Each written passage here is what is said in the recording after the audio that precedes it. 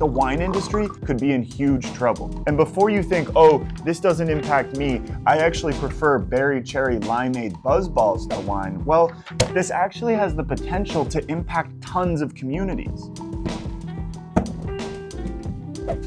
So nationwide, alcohol consumption is going down. Gen Z just isn't drinking anymore. And it's not just because Gen Z doesn't know how to freaking party. Rises in health concerns, the popularity of non-alcoholic beers, legal weed, these have all cut into alcohol consumption. And while they've affected beer and cocktail sales, they've hit wine the hardest, which could be for any number of reasons. Perceived price point, taste, vibe, or the fact that you can't just crack one open while hanging out with your freaking boys on a summer night.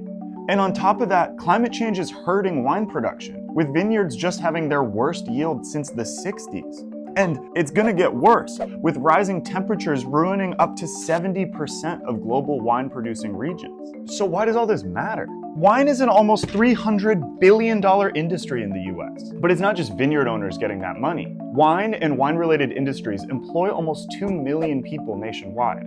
And a lot of those jobs are ones you might not expect, like printing or shipping, transportation, accounting, and more. And that's not even counting businesses like bars and restaurants and hotels that rely on wine sales. And those wine regions I mentioned, like California, well, they rely on wine-based tourism for $17 billion a year. And a lot of that money goes straight towards local communities. And even if you don't work in wine, sell wine, or buy wine, you're affected because over $20 billion in taxes are contributed by the wine industry every year. That's a ton of communities and industries that all rely on that sweet, sweet wine money. All this to say, if the wine industry goes down the drain, then there's a lot of people who are affected.